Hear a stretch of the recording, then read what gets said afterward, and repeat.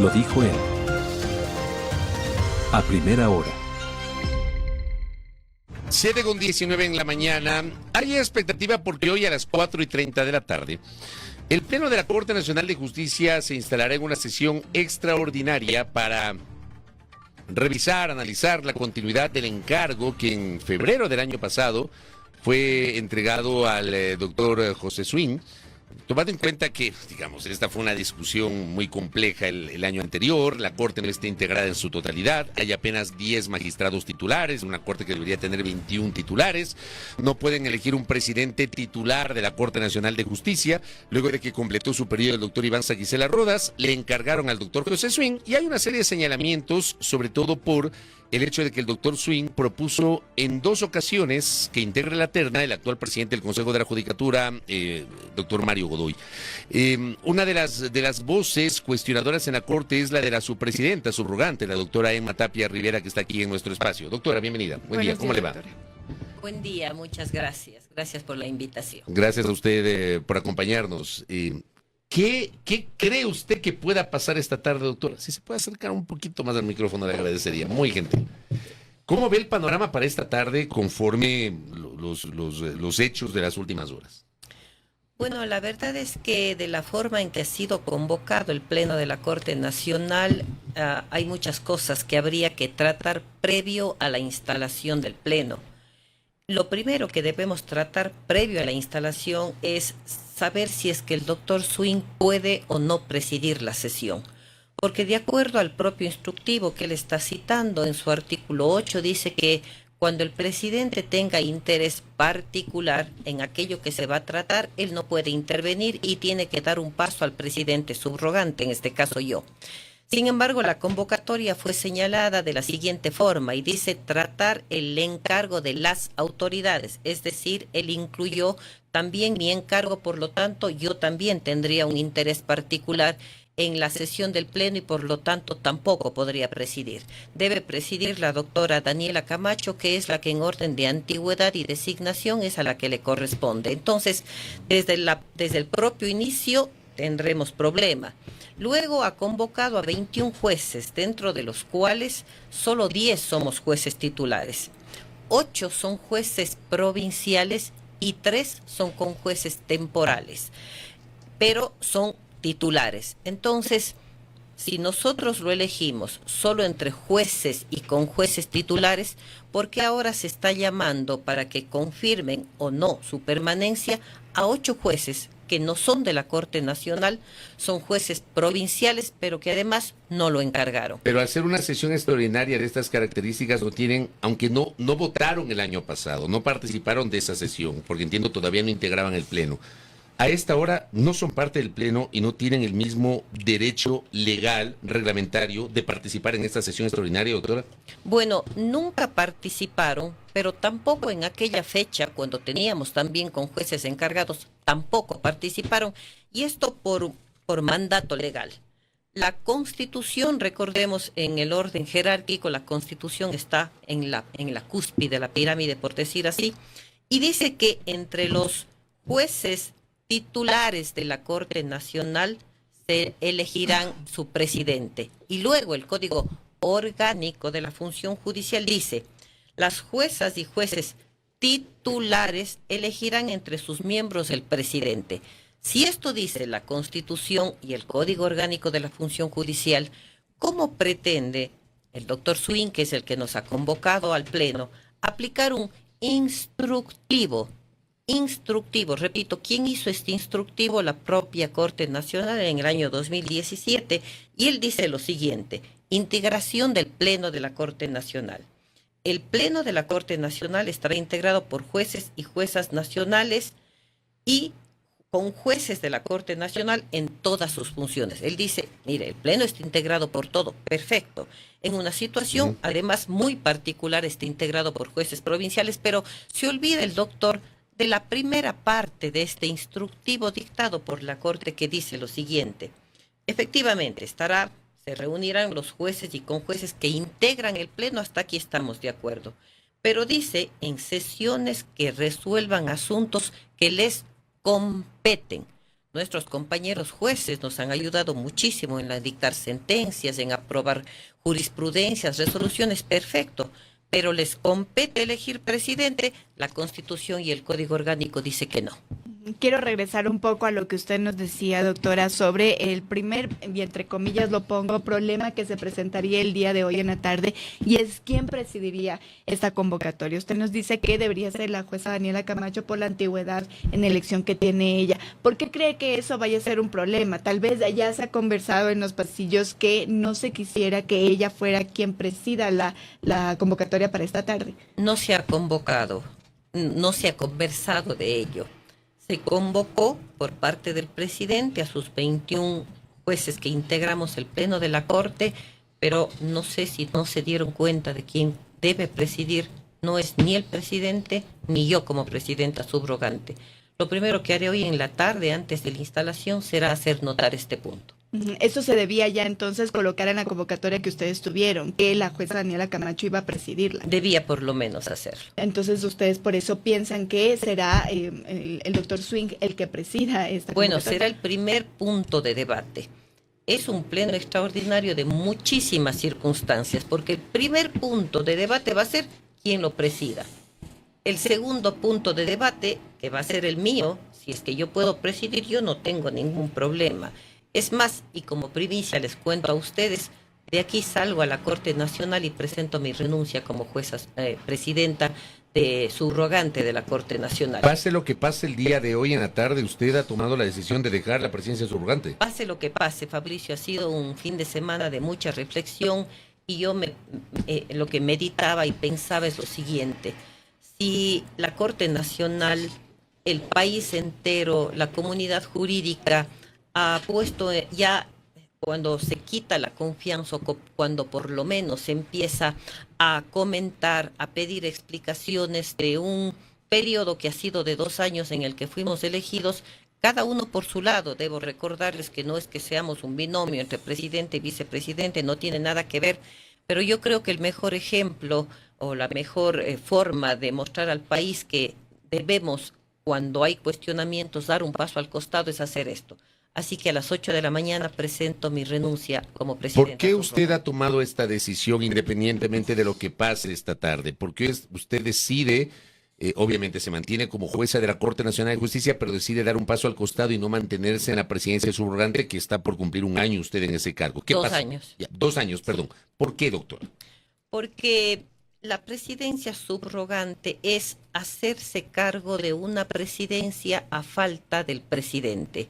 Cuando el presidente, por ejemplo, ha salido del país, ha salido en comisión, etcétera, quien se hace cargo de la presidencia soy yo, que debo seguir además la línea que está establecida, porque en 3, 4, 5 días, 15 días, que ha sido lo que me he mantenido mayor tiempo en la presidencia, hay que seguir la línea que se viene manteniendo y no estoy de acuerdo en la forma de conducir la Corte Nacional. ¿Por qué no está de acuerdo en la forma de conducir la Corte Nacional? Mire, no es esto recién en la petición de por lo menos revisar el encargo. Yo no soy quien pueda decidir o no la permanencia del doctor Swing. Esto es un asunto institucional, debe decidirlo el Pleno y así lo solicitamos el año anterior. Solicitamos que se revise el encargo y sin embargo se dio tantas, no quiero usar la palabra argucias, más bien tantos pretextos jurídicos de que no se podía, de que se nos encargó hasta que se nombre presidente de la Corte titular cuando tengamos los titulares. Sí, así lo hicimos. Pensamos estar encargados pocos meses porque teníamos un concurso de Corte Nacional que estaba ya avanzando, estaba en las últimas etapas. Sin embargo, se declaró la nulidad del concurso y hemos estado 2 años. ¿Cuántos años más debemos estar? Recuerde que en este momento no hay ni siquiera pronunciamiento para iniciar con un concurso de Corte Nacional. Necesitamos jueces de primer nivel, de segundo nivel y de Corte Nacional este año salen ya 4 compañeros más, es decir, el concurso debería ser para 17 jueces de Corte Nacional. Entonces, ¿hasta cuándo pretendemos seguir encargados? Cuando se pone en tela de duda un encargo, creo que lo más lógico es poner a manos del Pleno la decisión de continuar o no con el mismo. Y concursos que tienen que ser realizados por el Consejo de la Judicatura, que ahora mismo tiene cuestionamientos sobre su presidente. Yo quiero también regresar a lo que usted nos dice, doctora, y usted dice que ya se había pedido anteriormente que se revise el encargo de la presidencia, tanto encargada como subrogante. ¿Por qué se estaba pidiendo eso? Y yo quiero que tal vez nos ayude, doctora, en ser específica. ¿Qué era lo que tal vez a ustedes les habría estos cuestionamientos con la presidencia de José Swing? Mire, la forma de conducir la Corte, cada uno de los compañeros que expresamos nuestro malestar era de diversas formas. Hace 3 semanas, la última reunión que tuvimos del Pleno fue un pleno muy álgido. Los compañeros, varios de aquellos que incluso no se habían expresado en otro tiempo, manifestaron su inconformidad con el manejo de personal, con el manejo de los viajes. Alguno de los compañeros incluso dijo que se estaba convirtiendo en una agencia de viajes y la Corte no es para eso.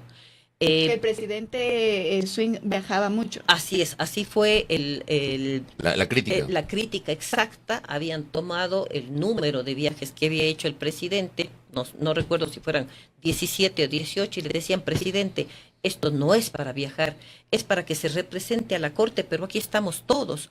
Otro cuestionamiento fue que a muchos de los por ejemplo, vamos a acudir a la Asamblea para defender, para proponer una ley porque es parte de nuestras funciones, y sin embargo se mandaba a asesores, a funcionarios allegados al presidente y no a jueces, y con jueces que hemos ganado un concurso para poder representar a la Corte, por ejemplo, en la Asamblea frente a la presentación de un proyecto.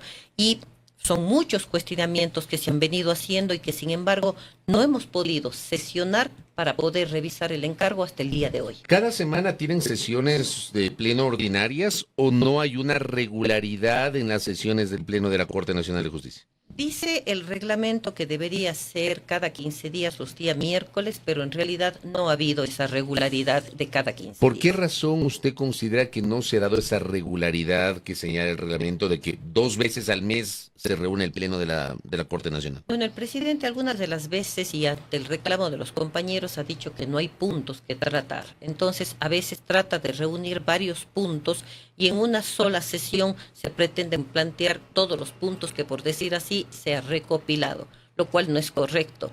Haya 1 o 2 puntos, el Pleno debería sesionar cada 15 días. ¿Qué pasó en el camino? Porque yo recuerdo que cuando hubo la polémica por la continuidad del doctor Iván Saquicela Rodas como presidente de la Corte Nacional de Justicia y se generó pues estas advertencias o estas disposiciones legales que le impedían mantenerse, ustedes a la interna del Pleno lograron un consenso. A partir de ese consenso fue encargado el doctor José Swing y fue encargada usted, doctor Swing, como presidente titular y usted como presidenta subrogante. ¿Qué fue lo que pasó en el camino? O sea, ¿en qué momento se rompe ese consenso inicial que ustedes le presentaron al país en aquella sesión, doctor?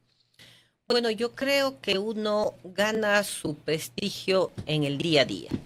Y ese rompimiento, por decir así, ha sido con el trabajo, entre comillas, o no trabajo del día a día.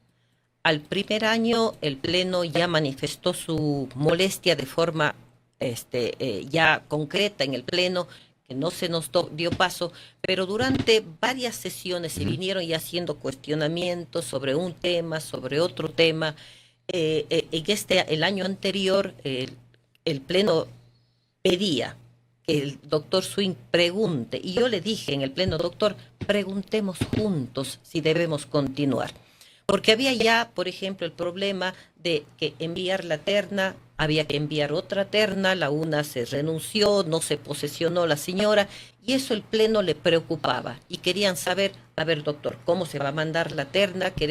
Es cierto, no es nuestra función, es la función exclusiva del presidente. Pero finalmente la Constitución dice que el representante, el órgano mayor de la Corte Nacional es el Pleno. Por lo menos convóquenos, comuníquenos, y eso no se hizo. Así se continuó sin que el Pleno ratifique el encargo y ha pasado todo este año con todas las consecuencias que hemos visto. ¿Ustedes creen entonces que el presidente Swing se equivocó al enviar o al incluir en la terna a Mario Godoy?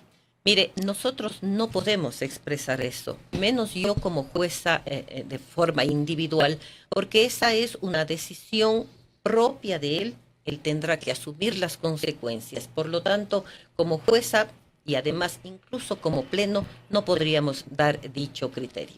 Pero digamos, el envío de esa terna se incluiría dentro de todos estos cuestionamientos que han tenido respecto de el liderazgo del presidente Swing.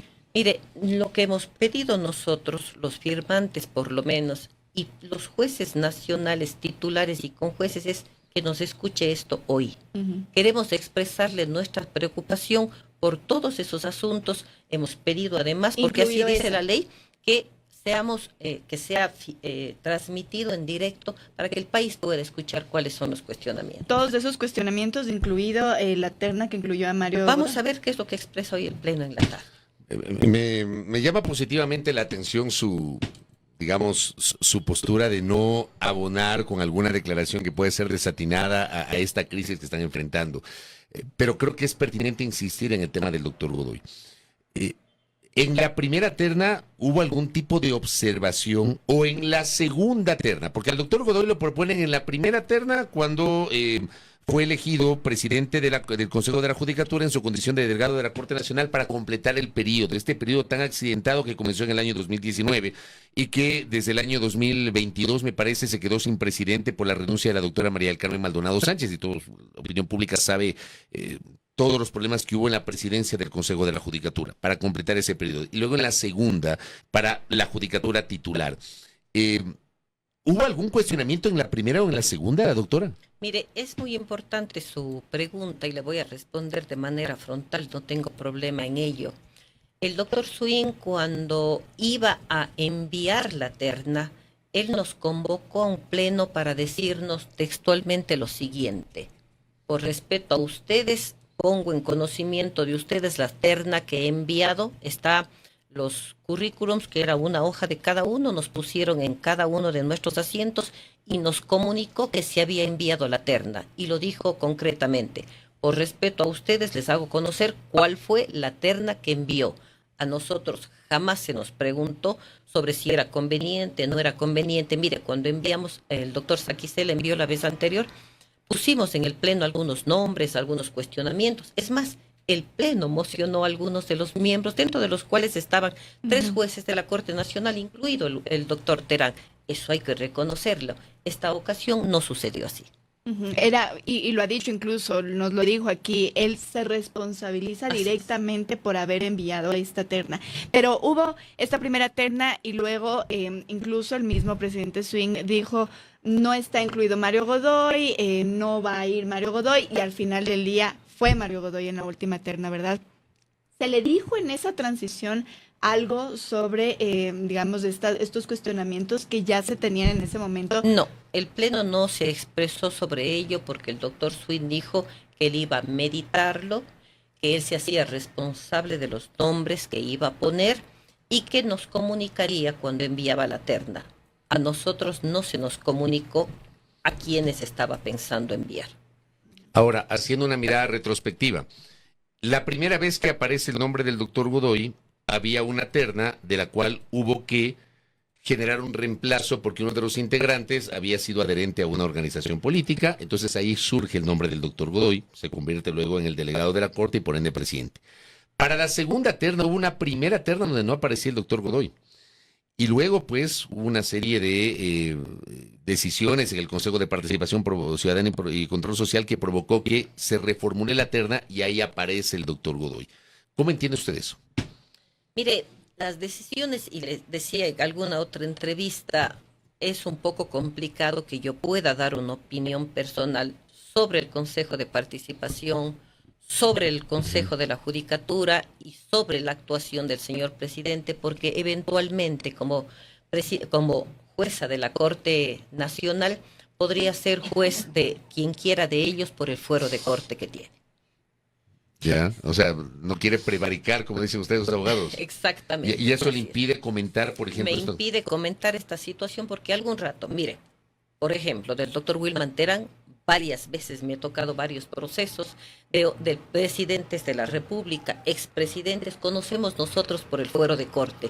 Y Vaya a ser que mañana pasado le recusen, ¿no? Exactamente, así mismo es.